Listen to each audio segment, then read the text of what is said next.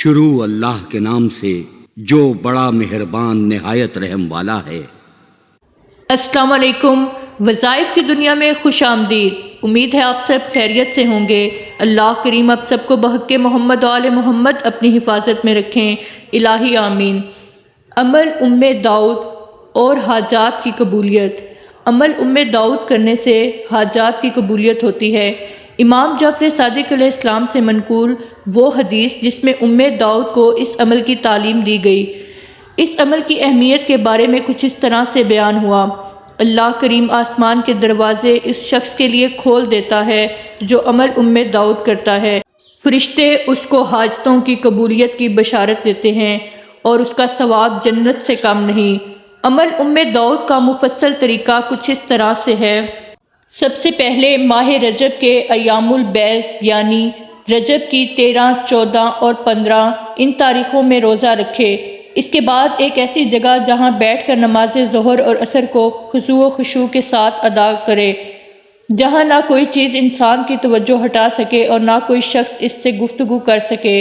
بعد نماز قبلہ رخ ہو کر ان صورتوں کی تلاوت کرے: 100 مرتبہ سورہ حمد، 100 مرتبہ سورہ اخلاص، 100 مرتبہ آیت الکرسی، 1 مرتبہ سورہ انعام، سورہ بنی اسرائیل، سورہ کہف، سورہ لقمان، سورہ یاسین، سورہ صفات، سورہ سجدہ، سورہ شعراء، سورہ دخان، سورہ فتح، سورہ ملک، سورہ واقعہ۔ ان صورتوں کی تلاوت کرے ایک ایک بار۔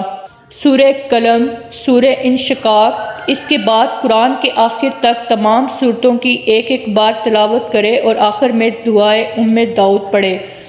عمل داؤد کا ایک طریقہ یوں بھی ہے: 13، 14، 15 رجب کو روزہ رکھے، 13، 14، 15 شعبان اور 13، 14، 15 رمضان۔ اس میں یہ نماز پڑھنا بہت فضیلت رکھتی ہے۔ 13ویں شب میں 2 رکعت نماز مستحب ہے۔ اس کی ہر رکعت میں سورہ الحمد کے بعد سورہ یاسین، سورہ ملک اور سورہ توحید پڑھے، اور اس کے 14ویں رات میں اسی طرح نماز 4 رکعت پڑھے، 2 رکعت کر کے۔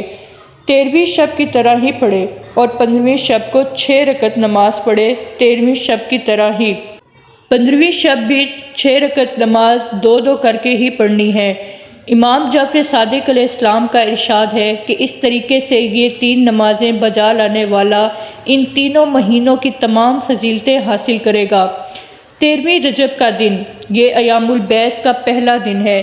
اس دن اور اس کے بعد کے دنوں میں روزہ رکھنے کا بہت زیادہ اجر و ثواب ہے۔ اگر کوئی شخص عمل داؤد بجا لانا چاہتا ہے تو اس کے لیے 13 رجب کا روزہ رکھنا ضروری ہے۔ مشہور عام الفیل کے 30 سال بعد اسی روز کعبہ معظمہ میں امیر المومنین حضرت علی علیہ السلام کی ولادت باسعادت ہوئی۔ 15ویں رجب کی شب یہ بڑی ہی بابرکت رات ہے اور اس میں چند ایک اعمال یہ ہیں: غسل کرنا، عبادت کے لیے شب داری کرنا، امام حسین علیہ السلام کی زیارت کرنا، 30 رکعت نماز کہ جس کی ہر رکعت میں سورہ الحمد کے بعد 10 مرتبہ سورہ توحید۔ حضرت محمد مصطفیٰ صلی اللہ علیہ وآلہ وسلم سے اس نماز کی بڑی فضیلت نقل ہوئی ہے۔